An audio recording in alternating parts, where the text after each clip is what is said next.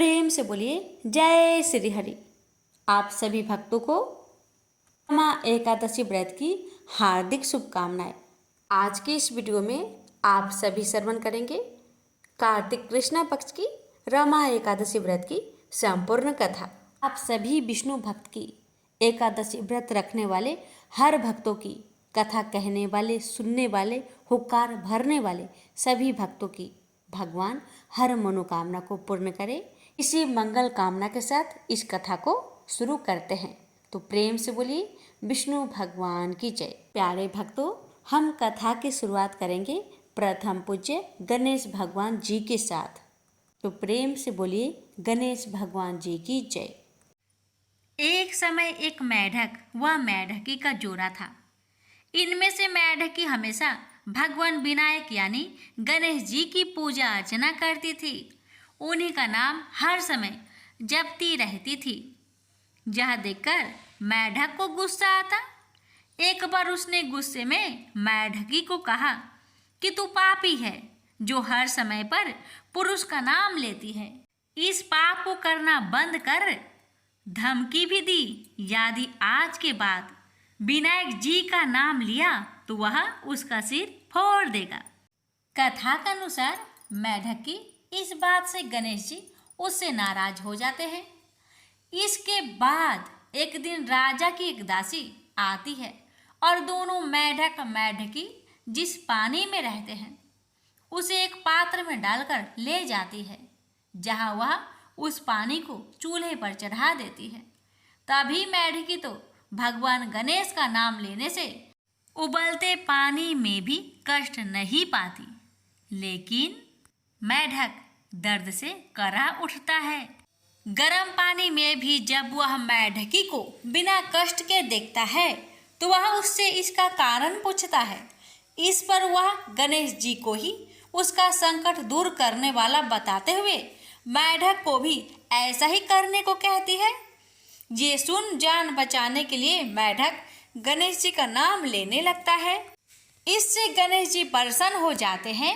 कुछ देर में ही दो सांड लड़ते हुए वहां पहुंचते हैं और चूल्हे पर चढ़े पानी के पात्र को गिरा देते हैं, जिससे मेढक व मेढकी दोनों उस संकट से मुक्त होकर नदी की पाल में गिर जाते हैं।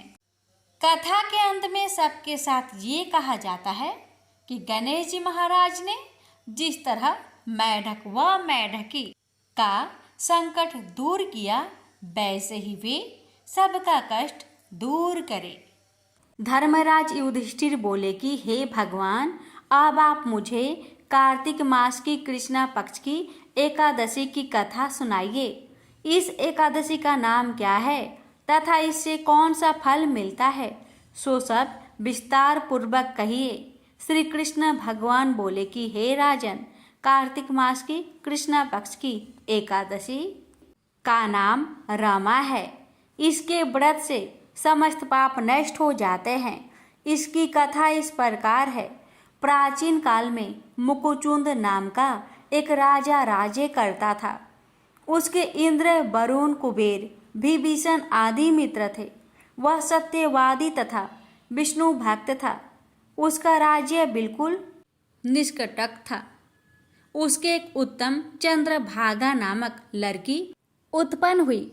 उसने उस लड़की का विवाह राजा चंद्रसेन के पुत्र साभन के साथ किया।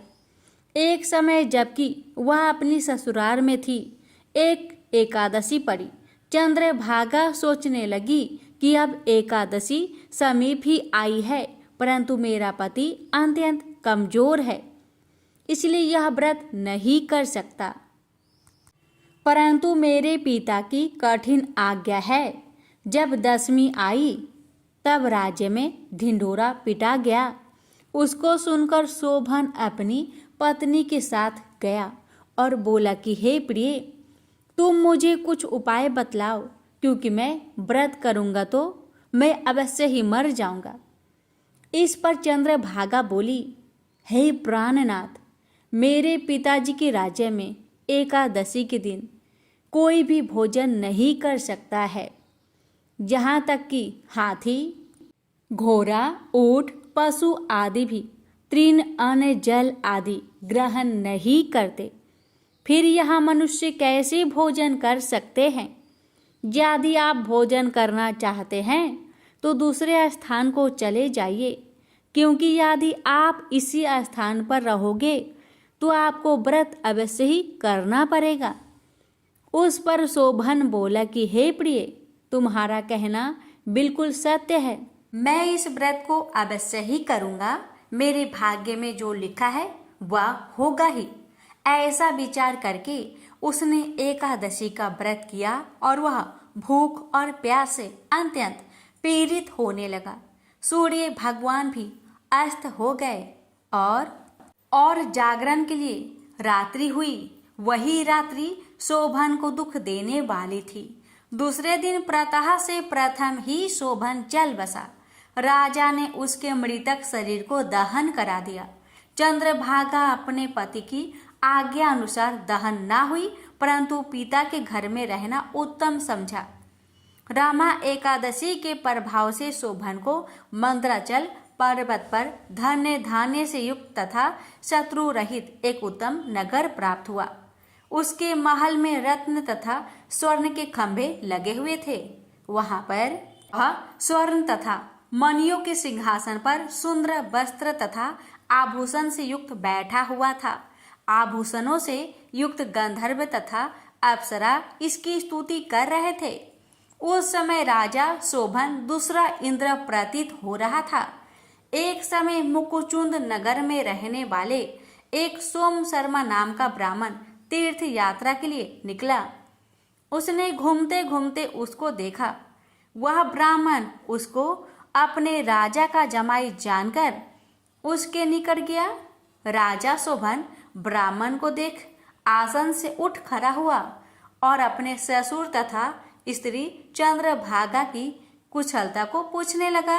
सोम शर्मा ब्राह्मण बोला कि हे राजन, हमारे राजा कुशल है तथा आपकी पत्नी चंद्रभागा भी कुशल है। अब आप अपना वृत्तांत बतलाइए। मुझे यह बड़ा आश्चर्य है कि ऐसा विचित्र और सुंदर नगर, जिसको ना तो मैंने कभी सुना और ना कभी देखा है, आपको किस प्रकार प्राप्त हुआ? शोभन बोला कि हे देव, यह सब कार्तिक मास की कृष्णा पक्ष की रमा एकादशी व्रत का प्रभाव है। इसी से मुझे यह अनुपम नगर प्राप्त हुआ है, परंतु यह अधूर्व है।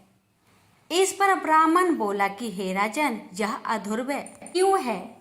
ध्रुव किस प्रकार हो सकता है, सो आप मुझे समझाइए। मैं आपके कहे अनुसार ही करूँगा। आप इसमें बिल्कुल भी झूठ ना समझे। शोभन बोला कि हे देव, मैंने अश्रद्धा पूर्वक व्रत किया था, उसके प्रभाव से मुझे यह नगर प्राप्त हुआ है, लेकिन मैं इसे अध्रुव मानता हूँ। यदि तुम इस वृत्तांत को राजा मुकुचुंद की पुत्री चंद्रभागा से कहोगे तो वह उसको ध्रुव बना सकती है। ब्राह्मण ने वहां आकर चंद्रभागा से समस्त वृत्तांत कहा। इस पर राजकन्या चंद्रभागा बोली कि हे ब्राह्मण देव, आप क्या वह सब वृत्तांत प्रत्यक्ष देख कर के आए हैं या अपना स्वप्न कह रहे हैं? इस पर ब्राह्मण बोला कि हे पुत्री, मैंने तेरे पति शोभन को तथा उसके नगर को प्रत्यक्ष देखा है, परंतु वह नगर अध्रुव है। तू कोई ऐसा उपाय कर जिससे कि वह ध्रुव हो जाए। इस पर चंद्रभागा बोली कि हे महाराज, आप मुझे उस नगर में ले चलिए। मैं अपनी पति को देखना चाहती हूँ। मैं अपने व्रत के प्रभाव से उस नगर को ध्रुव बना लूंगी। चंद्रभागा के वचनों को सुनकर वह ब्राह्मण उसको मंत्राचल पर्वत के पास वामदेव के आश्रम को ले गया। वामदेव ने उसकी कथा को सुनकर चंद्रभागा को मंत्रों से अभिषेक किया। चंद्रभागा मंत्रों तथा व्रत के प्रभाव से दिव्य देह धारण करके पति के पास चली गई। शोभन ने अपनी स्त्री चंद्रभागा को देखकर प्रसन्नता पूर्वक उसे वाम अंग में बैठाया। चंद्रभागा बोली कि हे प्राणनाथ, अब आप मेरे पुण्य को सुनिए। जब मैं अपने पिता के गृह में 8 वर्ष की थी, तब ही से मैं स्वविधि एकादशी का व्रत करने लगी हूँ। उन्हीं व्रतों के प्रभाव से आपका यह नगर ध्रुव हो जाएगा और समस्त कर्मों से युक्त होकर प्रलय के अंत तक रहेगा। चंद्रभागा दिव्य रूप धारण करके तथा दिव्य वस्त्र अलंकारों से सजकर अपने पति के साथ आनंद पूर्वक रहने लगी और शोभन उसके साथ आनंद पूर्वक रहने लगा। हे राजन, यह मैंने रमा एकादशी का महात्म्य कहा है। जो मनुष्य रमा एकादशी के व्रत को करते हैं उनके समस्त ब्रह्म हत्या आदि के सब पाप नष्ट हो जाते हैं। जो मनुष्य रमा एकादशी का महात्म्य सुनते हैं वह अंत समय विष्णु लोक को जाते हैं। प्रेम से बोलिए विष्णु भगवान जी की जय। एक बार भगवान नारायण लक्ष्मी जी से बोले, लोगों में कितनी भक्ति बढ़ गई है, सब नारायण नारायण कहते हैं। तो लक्ष्मी जी बोली, आपको पाने के लिए नहीं, मेरे को पाने के लिए भक्ति बढ़ गई है। तो भगवान बोले, लोग लक्ष्मी लक्ष्मी ऐसा जब थोड़ी ना करते हैं। तो माता लक्ष्मी बोली कि विश्वास ना हो तो परीक्षा हो जाए। भगवान नारायण एक गांव में ब्राह्मण का रूप लेकर गए। एक घर का दरवाजा खटखटाया। घर के यजमान ने दरवाजा खोलकर पूछा, कहाँ के हैं आप? तो भगवान बोले, हम तुम्हारे नगर में भगवान का कथा कीर्तन करना चाहते हैं। यजमान बोला, ठीक है महाराज, जब तक कथा होगी आप मेरे घर में रहना। गांव के कुछ लोग इकट्ठा होके सब तैयारी कर दी।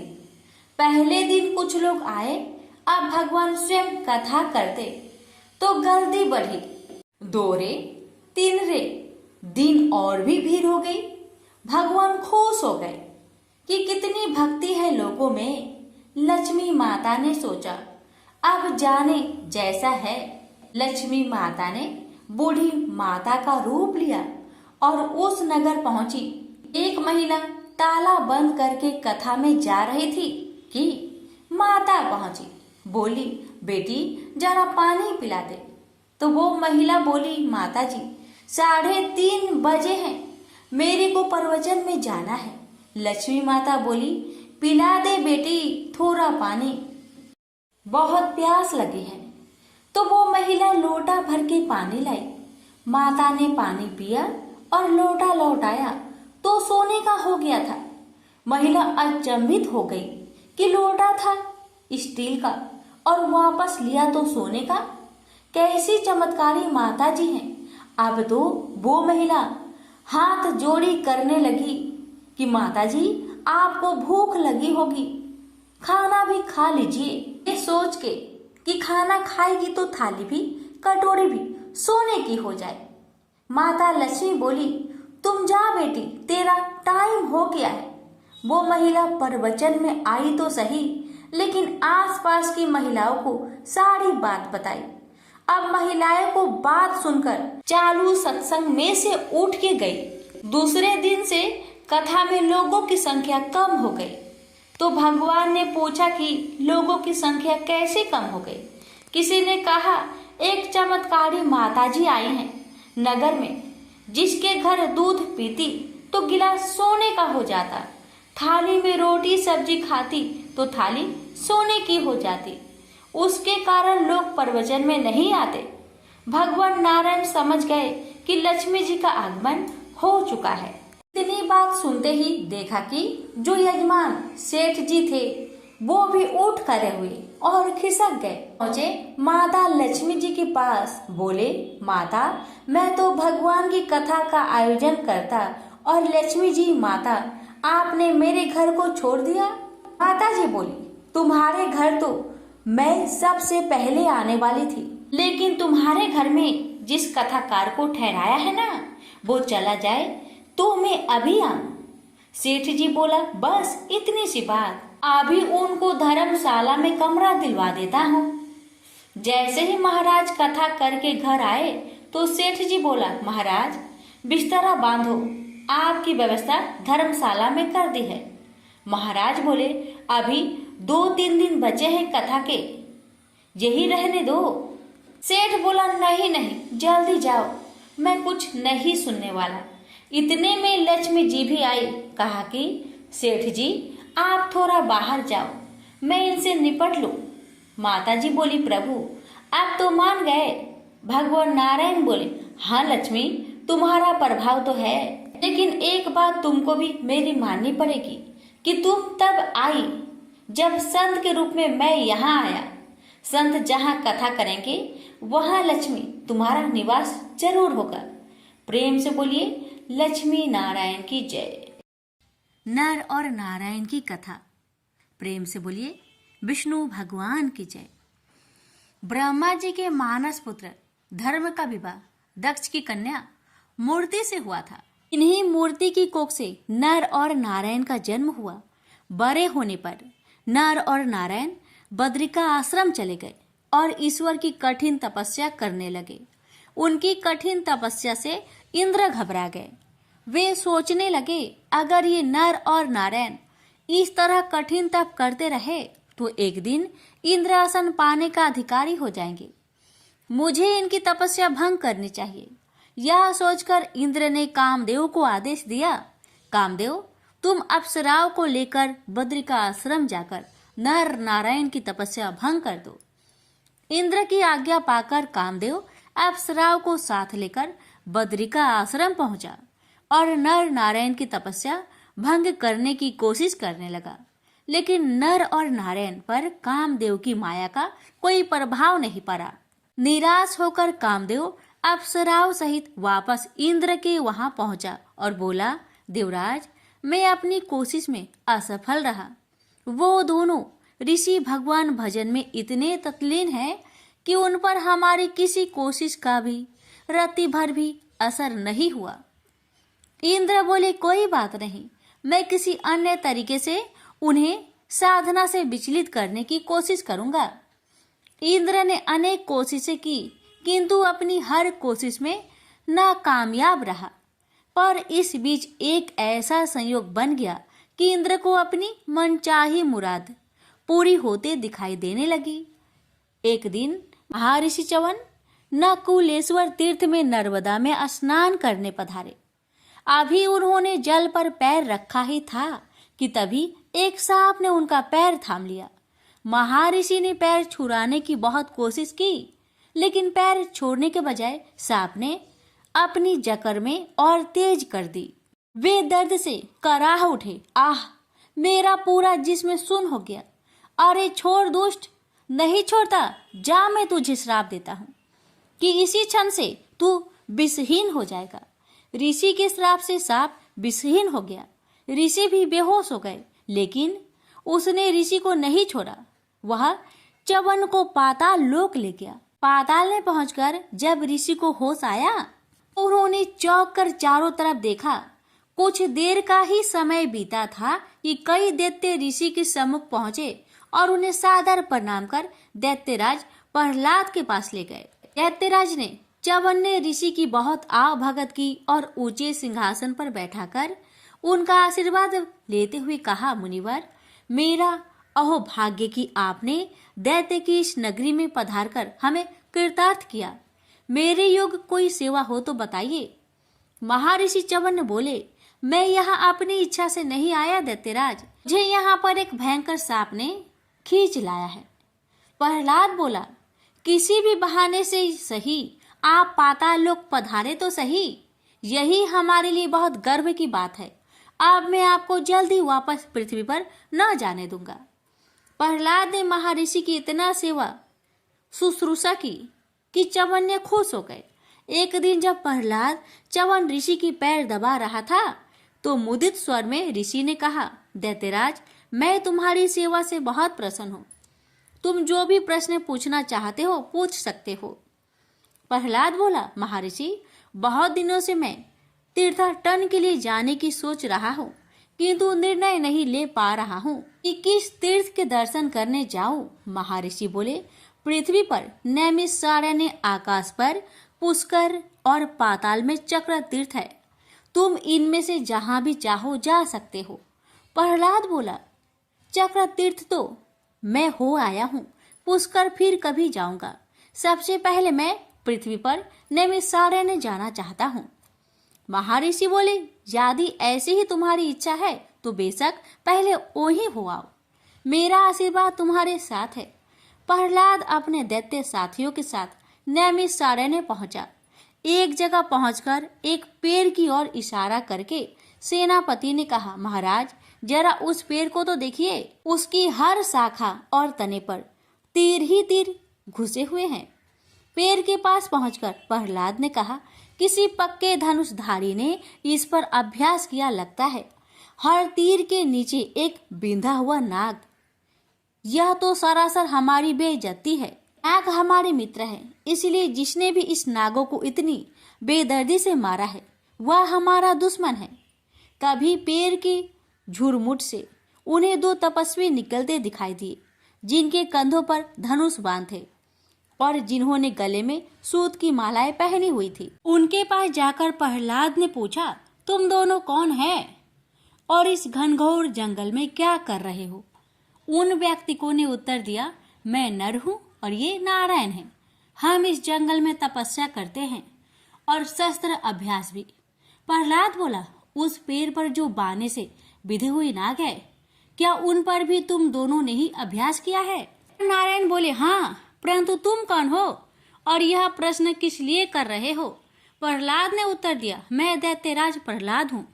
नागों की हत्या करके तुम दोनों में बड़ा ही अपराध किया है। तुम दोनों को इसका दंड भुगतना पड़ेगा। प्रहलाद की बात सुनकर दोनों तपस्वियों के चेहरे तन गए। वे बोले, कौन देगा हमें दंड?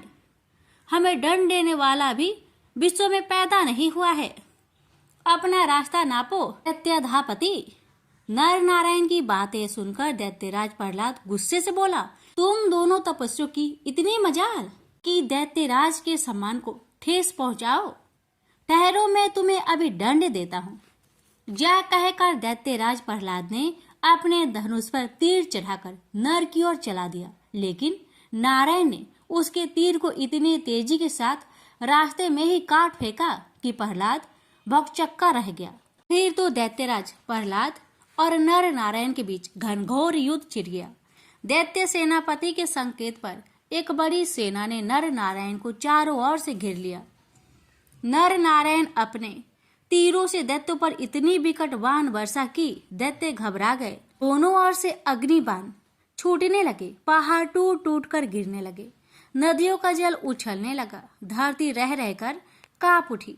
तभी नर नारायण का एक बाण प्रहलाद को जा लगा और प्रहलाद संज्ञा शून्य हो गया। सेनापति उसे उठाकर युद्ध भूमि से बाहर ले गया और नर नारायण भी अपनी दिनचर्या में लग गए।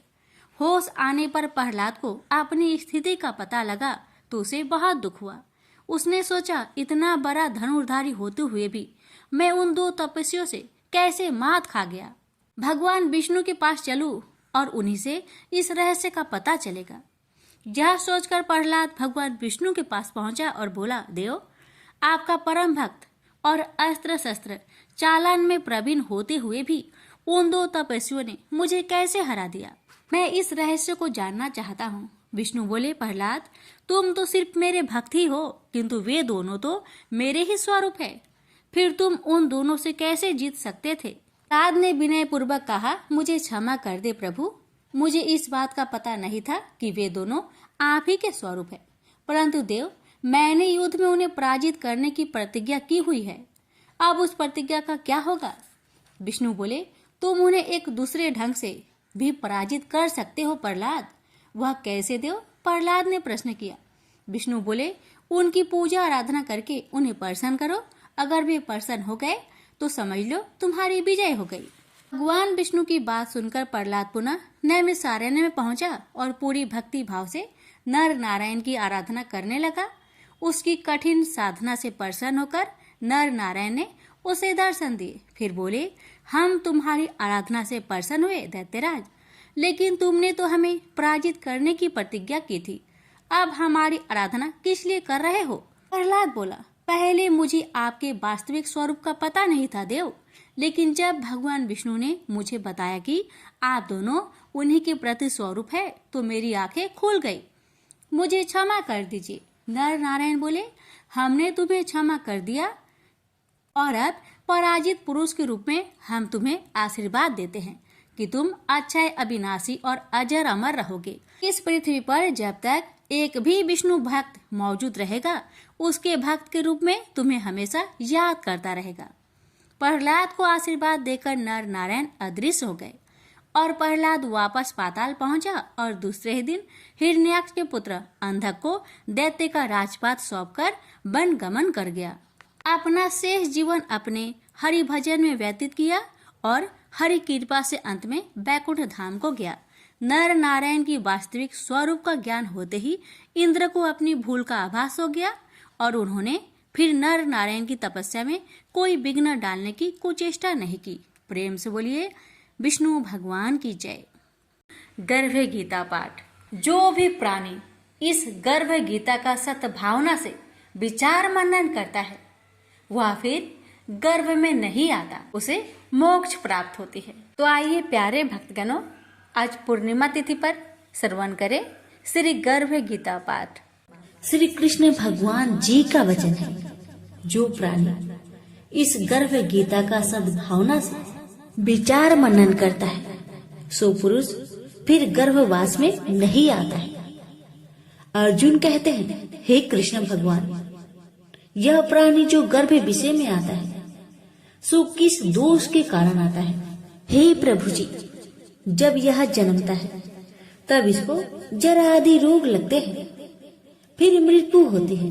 हे स्वामी, वह कौन सा कर्म है जिसके करने से जन्म मरण से रहित होते हैं? श्री भगवान बोले, हे अर्जुन, यह मनुष्य जो है सो आंधा मूर्ख है और संसार के साथ प्रीति करता है। यह पदार्थ मैंने पाया है और वह मैं पाऊंगा, ऐसी चिंता इस प्राणी के मन से उतरती नहीं। 8 पहर माया को ही मांगता है। इन बातों को करके बार बार जन्मता और मरता है। वह गर्भ विषय दुख पाता रहता है। अर्जुन कहने लगे, हे श्री कृष्ण भगवान, यह मन हाथी की नाई है, कृष्ण इसकी शक्ति है। यह मन तो 5 के बस में है, काम, क्रोध, लोभ, मोह और अहंकार। इन 5 में अहंकार बहुत बली है। ये कौन सा यत्न है जिससे मन बस में होए? वैसे ही मन रूपी हाथी को बस में करने के लिए ज्ञान रूपी अंकुश है। अहंकार करने से यह जीवन नरक में पड़ता है। अर्जुन कहते हैं, हे भगवान, जो एक आपके नाम के लिए वन खंड में फिरते हैं, एक वैरागी हुए हैं, एक धर्म करते हैं, इनको कैसे जाने? जो वैष्णव है वो कौन है? श्री भगवान कहते हैं, हे अर्जुन, मेरे ही नाम के लिए वनों में फिरते हैं, वह सन्यासी कहते हैं। एक सिर पर जटा बांधते हैं, एक अंग पर भस्म लगाते हैं। उनमें हम नहीं है, क्योंकि इनमें अहंकार है। इससे मेरा दर्शन दुर्लभ है। अर्जुन कहते हैं, हे भगवान, वह कौन सा पाप है जिससे स्त्री की मृत्यु हो जाती है? वह कौन सा पाप है जिससे पुत्र मर जाता है? और नपुंसक कौन से पाप से होते हैं? श्री भगवान कहते हैं, हे अर्जुन, जो किसी से कर्जा लेता है और देता नहीं, इस पाप से औरत मरती है। और जो किसी की अमानत रखी हुई पचा लेता है, उनके पुत्र मर जाते हैं। जो किसी का कार्य किसी के गोचर आए पड़े और वह जवानी कहे कि मैं तेरा कार्य सबसे पहले कर दूंगा, जब समय आए उसका कार्य न करे, इस पाप से नपुंसक होता है। यह बड़े पाप है।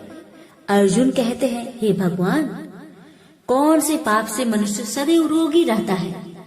किस पाप से गधे का जन्म पाता है, स्त्री का जन्म तथा टट्टू का जन्म क्यों कर पाता है, और बिल्ली का जन्म किस पाप से होता है?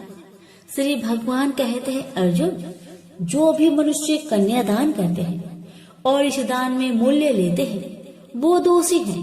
वे मनुष्य सदा रोगी रहते हैं। जो विषय विकार के वास्ते मदिरा पान करते हैं, वे टट्टू का जन्म पाते हैं। और जो झूठी गवाही भरते हैं, वह औरत का जन्म पाते हैं। जो रसोई बना के पहले आप भोजन कर लेते हैं और पीछे परमेश्वर को अर्पण करते हैं तो वे बिल्ली का जन्म पाती है। और जो मनुष्य अपनी झूठी वस्तु दान करते हैं औरत का जन्म पाते हैं वह गुलाम औरतें होती हैं। अर्जुन कहते हैं, हे भगवान, कई मनुष्यों को आपने स्वर्ग दिया, सो उन्होंने कौन सा पुण्य किया है? और कई मनुष्यों को आपने हाथी घोड़ा रथ दिए हैं, उन्होंने कौन सा पुण्य किया है? श्री भगवान कहते हैं, हे अर्जुन, जिन्होंने स्वर्ण दान किया है उनको हाथी घोड़े वाहन मिलते हैं। जो परमेश्वर के निमित्त कन्यादान करते हैं सो पुरुष का जन्म पाते हैं। अर्जुन कहते हैं, हे भगवान, जिन पुरुषों के अंदर विचलित शरीर है उन्होंने कौन सा पुण्य किया है? किसी 2 घर के संपत्ति है, कोई विद्वान है, उन्होंने कौन सा पुण्य किया है? श्री भगवान कहते हैं, हे अर्जुन, जिन्होंने अन्न दान किया है उनका सुंदर स्वरूप है। जिन्होंने विद्या दान किया है वह विद्यावान होते हैं। जिन्होंने संतों की सेवा की है वह पुत्रवान होते हैं। अर्जुन कहते हैं, हे भगवान, किसी को धन से प्रीति है, कोई स्त्रियों से प्रीति करते हैं, इसका क्या कारण है? समझाकर कहिए। श्री भगवान कहते हैं, हे अर्जुन, धन और स्त्री सब नाश रूप है, मेरी भक्ति का नाश नहीं है। अर्जुन कहते हैं, हे भगवान, यह राजपाट किस धर्म के करने से मिलता है? विद्या कौन से धर्म करने से मिलती है? श्री भगवान कहते हैं, हे अर्जुन, जो प्राणी काशी जी में निष्काम भक्ति से तप करते हुए देह त्यागते हैं वह राजा होते हैं, और जो गुरु की सेवा करते हैं सो विद्वान होते हैं। अर्जुन कहते हैं, हे भगवान, किसी को धन अचानक बिना किसी परिश्रम से मिलता है, सो उन्होंने कौन सा पुण्य किया है? श्री भगवान कहते हैं, हे अर्जुन, जिन्होंने गुप्त दान किया है उसको धन अचानक मिलता है। जिसने परमेश्वर निमित्त पराया कार्य संवारा है वह मनुष्य रोग से रहित होते हैं। अर्जुन कहते हैं, हे भगवान, कौन सा पाप से अम्ली होते हैं और कौन से पाप से गूंगे होते हैं और कौन से पाप से कुष्ठी होते हैं? श्री भगवान कहते हैं, हे अर्जुन, जो आदमी नीच कुल की स्त्री से गमन करते हैं सो अम्ली होते हैं। जो गुरु से विद्या पढ़कर मुकर जाते हैं सो गूंगे होते हैं। जिन्होंने गौ घात किया है वे कुष्ठी होते हैं। अर्जुन कहते हैं, भगवान, जिस किसी पुरुष की देह में रक्त का विकार होता है वह किस पाप से होता है? और कोई दरिद्र होते हैं, किसी को खरक वायु होती है, और कोई अंधे होते हैं तो कोई पंगुल होते हैं, सो कौन से पाप से रहित होते हैं? और कई स्त्रियां बाल विधवा होती है तो यह किस पाप से होती है? श्री भगवान कहते हैं, हे अर्जुन, तो सदा क्रोधवान रहते हैं उन्हें रक्त विकार होता है। जो मलिन रहते हैं वह सदा दरिद्री होते हैं। जो कुकर्मी ब्राह्मण को दान देते हैं उनकी खरक वायु होती है। जो पराई स्त्री को नंगी देखते हैं, गुरु की पत्नी को कुदृष्टि करते हैं सो अंधे होते हैं। जिसने गुरु और ब्राह्मण को लात मारी है सो लंगड़ा व पंगुल होता है।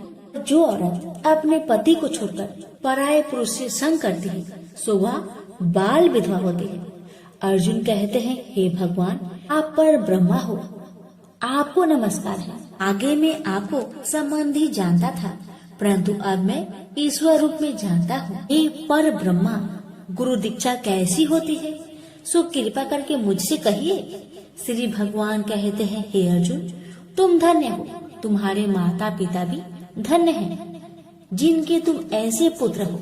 हे अर्जुन, सारे संसार का गुरु जगन्नाथ, विद्या का गुरु काशी, चारों वर्णों का गुरु सन्यासी है। सन्यासी उसको कहते हैं जिन्हें सबका त्याग करके मेरे प्रति मन लगाया है, सो ब्राह्मण जगत गुरु है। हे अर्जुन, यह बात ध्यान देकर सुनने की है। गुरु कैसा करे? जिसने सब इंद्रियां जीती हो, जिसको सब संसार ईश्वर में नजर आता हो और सब जगत से उदास हो।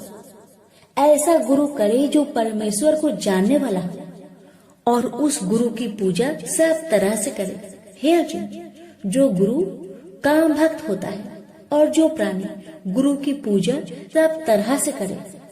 हे अर्जुन, सो गुरु का भक्त होता है और जो प्राणी गुरु की पूजा सब तरह से करे। हे अर्जुन, जो गुरु का भक्त होता है और जो प्राणी गुरु के सम्मुख होकर भजन करते हैं, उसका भजन करना सफल है। जो गुरु से विमुख है, उनको सप्तग्राम मारे का पाप है। गुरु से विमुख प्राणी दर्शन करने योग्य नहीं होते। जो गृहस्थी संसार में गुरु के बिना है, चांडाल के समान है। जिस तरह मदिरा का भंडार हो, उसमें जो गंगा जल है सो अपवित्र है, इसी तरह गुरु से विमुख का भजन सदा अपवित्र होता है। उसके हाथ का देवता भी नहीं लेते, उसके सब कर्म निष्फल है। कुकर, सुकर, गंधर्व, काक, ये सब की सब योनि में बड़ी खोटी योनि है। सबसे यह मनुष्य खोटा है जो गुरु नहीं करता। गुरु बिना गति नहीं होती, यह अवश्य नरक को जाएगा। गुरु दीक्षा बिना प्राणी के सब कर्म निष्फल होते हैं। हे अर्जुन, जैसे चारों वर्णों को मेरी भक्ति करना योग है, तैसे गुरु धार के गुरु की भक्ति करना योग है। जैसे गंगा नदियों में उत्तम है, सब व्रतों में एकादशी का व्रत श्रेष्ठ है, वैसे हे अर्जुन, शुभ कर्मों में गुरु सेवा उत्तम है। गुरु दीक्षा बिना प्राणी पशु योनि को पाता है। जो धर्म भी करता है सो पशु योनि में फल भोगता है, 84 योनियों में भ्रमता रहता है। अर्जुन कहते हैं, हे श्री कृष्ण, भगवान गुरु दीक्षा क्या वस्तु है? भगवान कहते हैं, अर्जुन, धन्य जन्म है तेरा जिसने यह प्रश्न किया है। तू धन्य है। गुरु दीक्षा के 2 अक्षर है, हरिओम। इन अक्षरों को गुरु कहता है। यह चारों वर्णों को अपना श्रेष्ठ है। हे अर्जुन, जो गुरु की सेवा करता है उस पर मेरी प्रसन्नता है। वह 84 से छूट जाएगा, जन्म मरण से रहित हो, नरक नहीं भोगता। गुरु की सेवा करता है, उसको कई अश्वमेघ यज्ञ के पुण्य का फल मिलता है। गुरु की सेवा मेरी सेवा है। हे अर्जुन, हमारे तुम्हारे संवाद जो पढ़ेंगे सो गर्भ के दुख से बचेंगे, 84 कट जाएगी। इसी से इस पाठ का नाम गर्भ गीता है। श्री कृष्ण भगवान जी के मुख से अर्जुन ने श्रवण की है। गुरु दीक्षा लेना उत्तम कर्म है। उसका फल है कि नरक से वह 84 से जीव बचा रहता है। भगवान बहुत प्रसन्न होते हैं। प्रेम से बोलिए श्री कृष्ण भगवान की जय। प्रजापति महर्षि कश्यप की कई पत्नियां थी। उनमें से एक का नाम था दनु। दनु की संतान दानव कहलाए। उसी दनु के बड़े पुत्र का नाम दंभ था। दंभ बहुत ही सदाचारी और धार्मिक प्रवृत्ति का था। अन्य दानवों की भांति उसमें ना तो ईर्ष्या ही थी और ना ही देवताओं से देश भावना।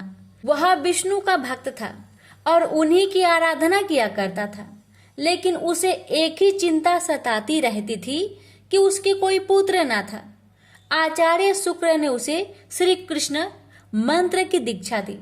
दंभ ने दीक्षा पाकर पुष्कर में महान अनुष्ठान किया। अनुष्ठान सफल हुआ। उसके अनुष्ठान से प्रसन्न होकर भगवान विष्णु प्रकट होकर बोले, बस मैं तुम्हारे अनुष्ठान से प्रसन्न हूं, पर मांगो। दंभ बोला, भगवान यदि आप मेरी तपस्या से प्रसन्न है तो मुझे ऐसा पुत्र दे जो आपका भक्त हो और त्रिलोक की जय हो। उसे देवता भी युद्ध में ना जीत सके। भगवान विष्णु ने तथास्तु कहा और अंतर्ध्यान हो गए और दंभ प्रसन्नचित अपने घर लौट आया। गोलोक में श्री राधा ने श्री कृष्ण पार्षद श्री दामा को असुर होने का श्राप दिया था। श्राप मिलने पर वही दंभ की पत्नी के गर्भ में आया। जन्म होने के पश्चात दंभ ने अपने उस पुत्र का नाम शंखचूड़ रखा। जब वह कुछ बड़ा हुआ तो दंभ ने उसे मुनि जैगी शिष्य की देख रेख में रख दिया। मुनि जैगी शिष्य ने उसे शिक्षा दीक्षा दी।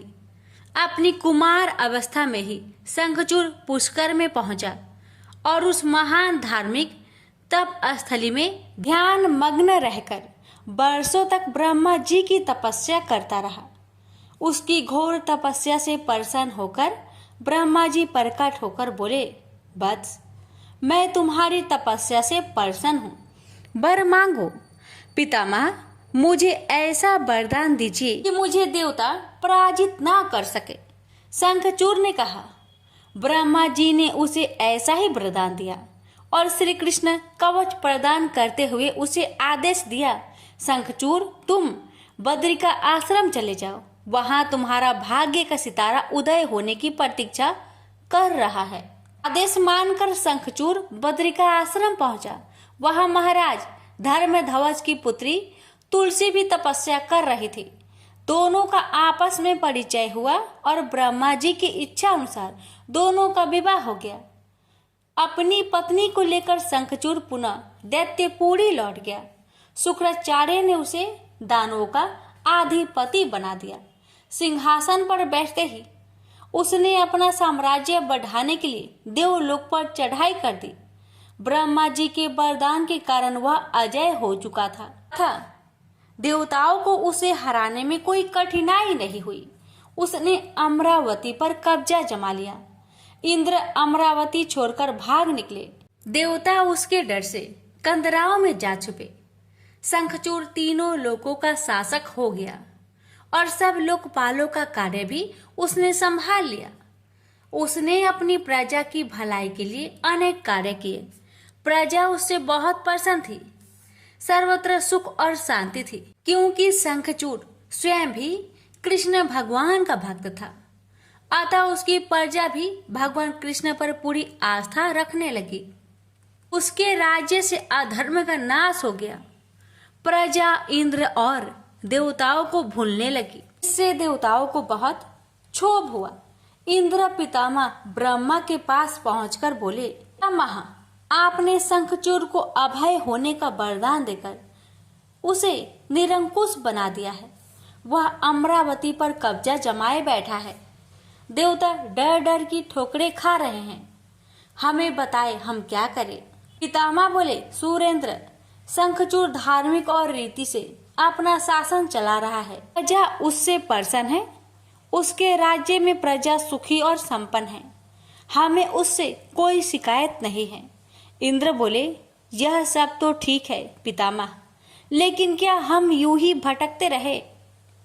आखिर अमरावती है तो देवताओं की ही। पितामह बोले, अवश्य है, किंतु शंखचूड़ ने तुम्हें युद्ध में पराजित करके उसे प्राप्त किया है। उसने तुम्हारी प्रजा को भी कोई कष्ट नहीं पहुंचाया है। सिर्फ सिंहासनों का ही फेर बदल हुआ है ना। इंद्र बोला, लेकिन पितामह, हम आपकी संतानें हैं। क्या आप चाहेंगे कि आपकी संतानें यूं ही दर बदर भटकती रहे? कुछ उपाय कीजिए पितामह। पितामह बोले, मैं इसमें कुछ नहीं कर सकता देवेंद्र। जब तक शंखचूड़ के भाग्य में अमरावती का ऐश्वर्य भोगना है, वह भोगेगा ही। तुम भगवान विष्णु के पास चले जाओ, वे अवश्य ही कोई उपाय तुम्हें सुझा देंगे।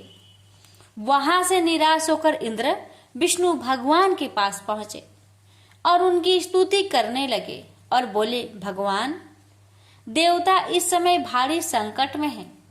ब्रह्मा जी ने अपनी असमर्था जाहिर करके मुझे आपके पास भेज दिया है।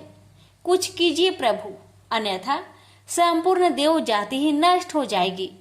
विष्णु भगवान बोले, पितामह का कहना ठीक है। मैं भी अकारण शंखचूड़ के संबंधों में हस्तक्षेप करना पसंद नहीं करता। उसकी सारी प्रजा कृष्ण भक्त है और कृष्ण मेरा ही प्रति स्वरूप है। मैं अपने भक्त पर कष्ट होते नहीं देख सकता, लेकिन निराश होने की आवश्यकता नहीं। सूर्यराज, तुम भगवान शिव के पास चले जाओ और उन्हीं से कोई उपाय पूछो। वे अवश्य तुम्हारे कष्ट का निवारण कर देंगे।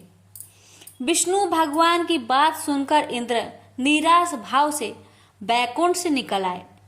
अंत में वह भगवान शिव के पास कैलाश पर्वत न जाकर शिवलोक पहुंचे और भगवान शिव की स्तुति करके अपने आने का प्रयोजन बताया।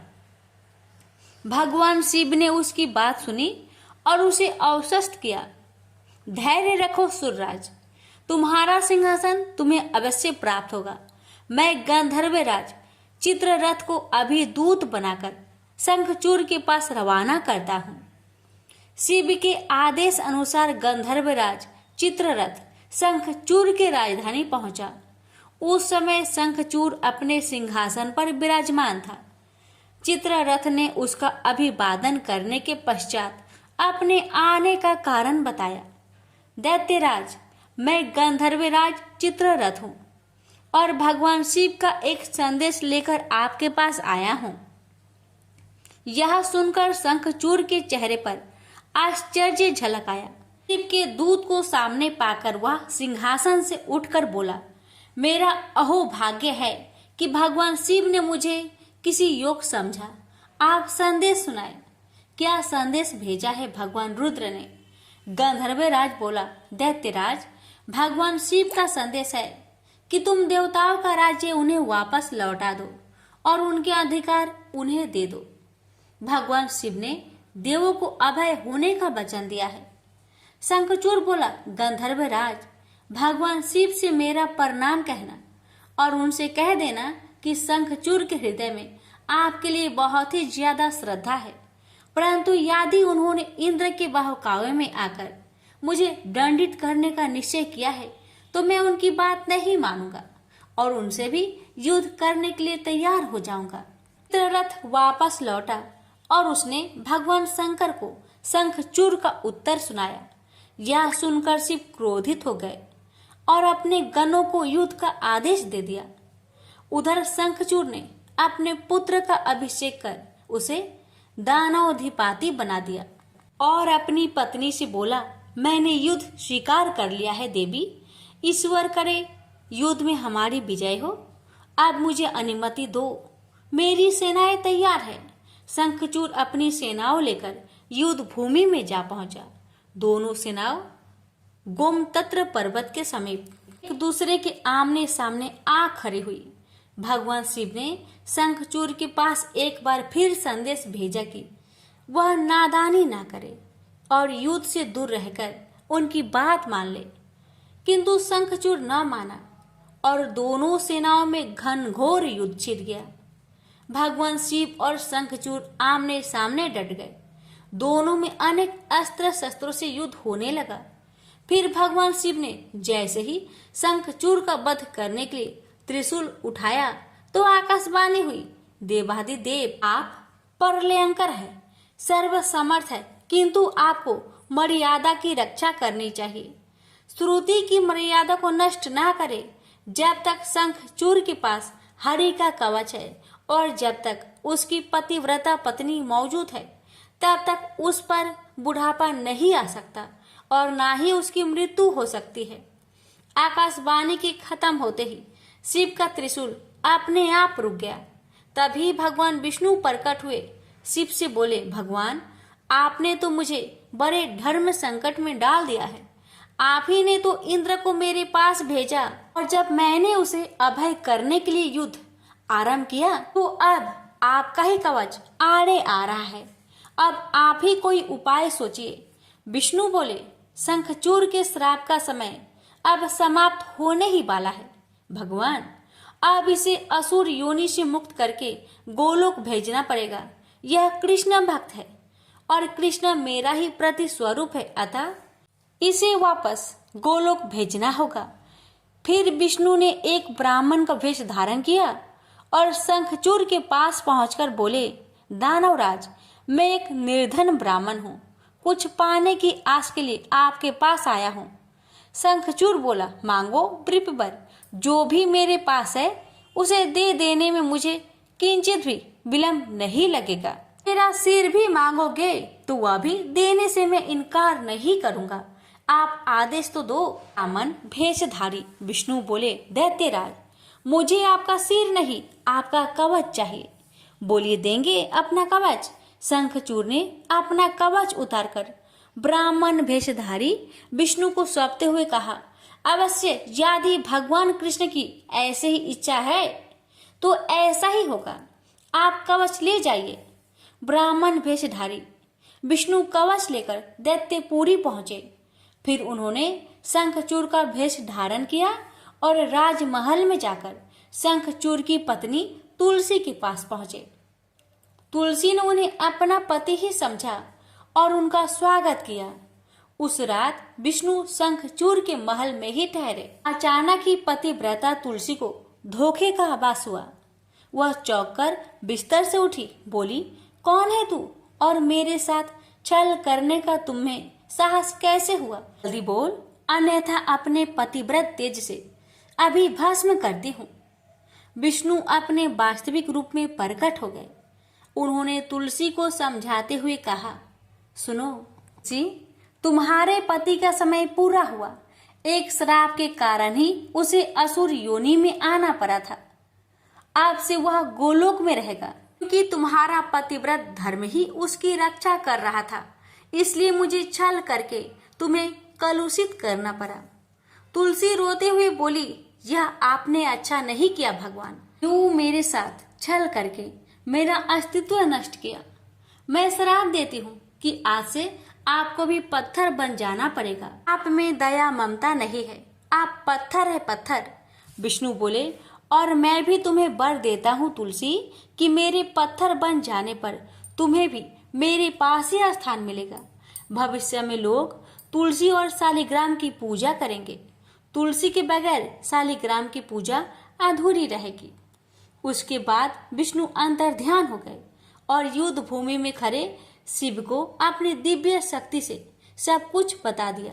शंखचूर और शिव में पुनः युद्ध आरंभ हो गया, किंतु तुलसी के पतिव्रत धर्म नष्ट हो जाने से शंखचूर की शक्ति घट गई थी। अतः शिव ने अपना त्रिशूल उसकी ओर फेंका तो वह सीधा शंखचूर की हृदय स्थल को बेध गया। वातावरण में हजारों बिजलियां एक साथ कौंध गई। चारों दिशाएं कांप उठी और देखते ही देखते शंखचूर धरती पर जा गिरा। गिरते ही उसके प्राण पेखरू उड़ गए। श्राप से मुक्ति मिलते ही श्री दामा गोलोक जा पहुंचा। उसकी भस्म से एक शंख प्रकट हुआ, जो कालांतर में भगवान शिव के हाथों की शोभा बना। देवताओं ने शिव की जय जयकार की और इंद्र को अपना सिंहासन पुनः प्राप्त हो गया।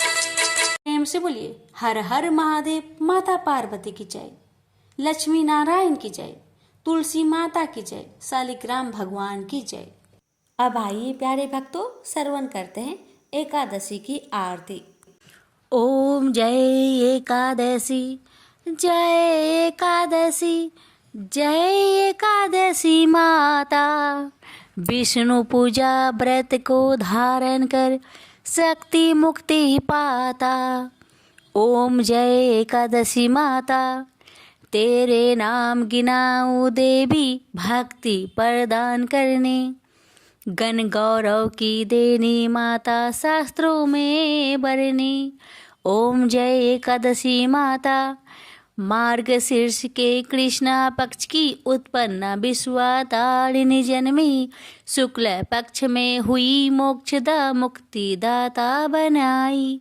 ओम जय एकादशी माता, पौष के कृष्णा पक्ष की सफला नामक है। शुक्ल पक्ष में होए पुत्रदा आनंद अधिक रहे। ओम जय एकादशी माता, नाम सटटिला माघ मास में कृष्ण पक्ष आवे। शुक्ल पक्ष में जया कहावे, विजय सदा पावे। ओम जय एकादशी माता, विजया फाल्गुन कृष्ण पक्ष में शुक्ल आमल की। पाप मोचनी कृष्ण पक्ष में चैत्र महाबली की। ओम जय एकादशी माता, चैत्र शुक्ल में नाम कामदा धन देने वाली। नाम बरुथनी कृष्ण पक्ष में वैशाख महावाली। ओम जय एकादशी माता, शुक्ल पक्ष में होई मोहिनी अपरा ज्येष्ठ कृष्ण पक्षी। नाम निर्जला सब सुख करने कृष्ण पक्ष रखी। ओम जय एकादशी माता, योगिनी नाम आषाढ़ में जानो कृष्ण पक्ष करनी। देवशयनी नाम कहायो शुक्ल पक्ष धरनी। ओम जय एकादशी माता। कामिक श्रावण मास में आवे कृष्ण पक्ष कहिए, श्रावण शुक्ल होए पवित्र आनंद से रहिए। सावन शुक्ल होए पवित्र आनंद से रहिए। ओम जय एकादशी माता। जा भाद्रपदे कृष्ण पक्ष की परिवर्तनी शुक्ला, इंद्र आश्विन कृष्ण पक्ष में व्रत से भाव सागर निकला। ओम जय एकादशी माता।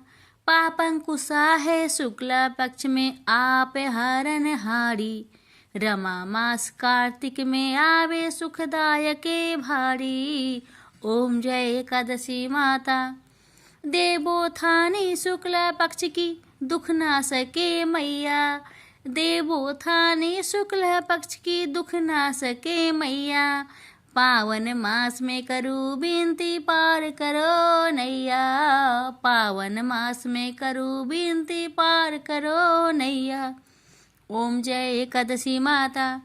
परमा कृष्ण पक्ष में होती जन मंगल करनी, परमा कृष्ण पक्ष में होती जन मंगल करनी। शुक्ल मास में होए पद्मिनी दुख दरिद्र हरनी, शुक्ल मास में होए पद्मिनी दुख दरिद्र हरनी। ओम जय एकादशी माता। जो कोई आरती एकादशी की भक्ति सहित गावे, जो कोई आरती एकादशी की भक्ति सहित गावे, जन गुरुदिता स्वर्ग कबासा निश्चय वह पावे, जन गुरुदिता स्वर्ग कबासा निश्चय वह पावे। ओम जय एकादशी माता। जय एकादशी माता। प्रेम से बोलिए एकादशी माता की जय।